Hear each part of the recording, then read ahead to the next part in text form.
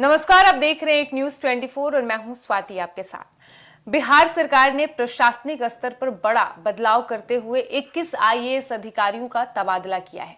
इस फेरबदल के तहत राज्य के कई महत्वपूर्ण जिलों में नए जिलाधिकारी यानी डीएम नियुक्त किए गए हैं। राजधानी पटना सहित 11 जिलों में नए डीएम की तैनाती की गई है। इस आदेश के तहत भागलपुर, पटना, मुजफ्फरपुर और नालंदा समेत प्रदेश के कई जिलों के जिलाधिकारियों को बदला गया है और साथ ही कई महत्वपूर्ण विभागों के शीर्ष स्तर पर भी नई नियुक्तियां की गई है।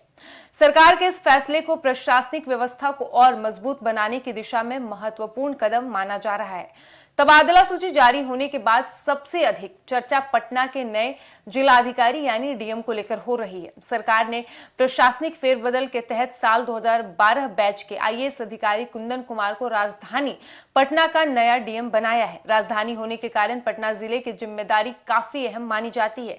ऐसे में इस नियुक्ति को विशेष महत्व दिया जा रहा है। इससे पहले वे नालंदा के डीएम पद पर तैनात थे। वहीं पटना के निवर्तमान जिलाधिकारी त्यागराजन एसएम को अब अध्यक्ष बिहार विद्यालय परीक्षा समिति पटना के महत्वपूर्ण पद पर स्थानांतरित किया गया है।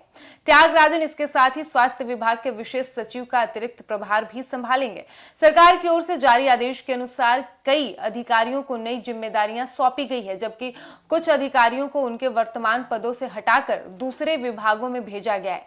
प्रशासनिक हलकों में इसे हाल के वर्षों में हो रहे बड़े फेरबदल में से एक माना जा रहा है और इस बदलाव के तहत विभिन्न जिलों में कार्यरत जिलाधिकारियों को भी नई जगह भेजा गया है।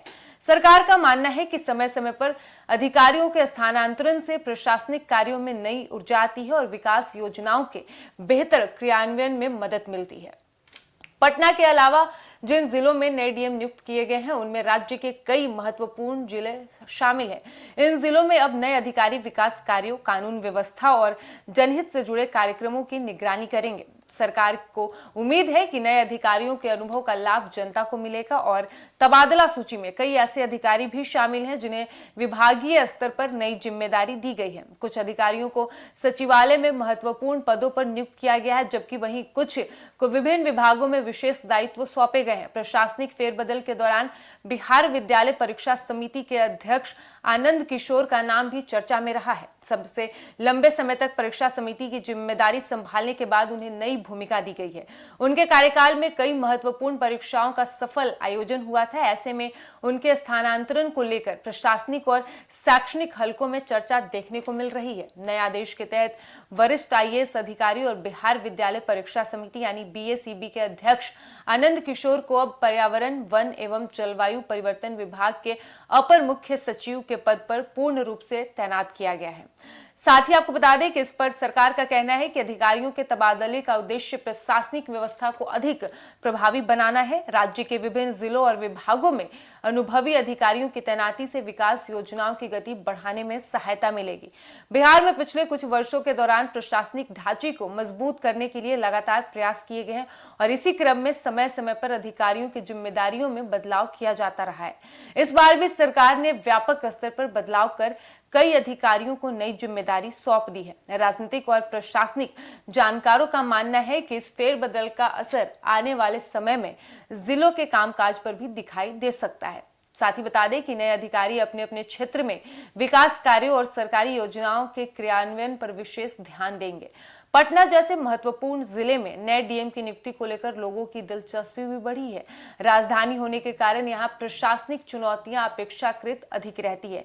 ऐसे में नए जिलाधिकारी के सामने कानून व्यवस्था बनाए रखने के साथ साथ विकास परियोजनाओं को गति देने की जिम्मेदारी भी रहेगी और साथ ही राज्य सरकार द्वारा जारी इस तबादला सूची के बाद संबंधित अधिकारियों ने नई जिम्मेदारियां संभालने की तैयारी शुरू कर दी है। यानी आने वाले दिनों में सभी अधिकारी अपने नए पदों पर कार्यभार ग्रहण करेंगे।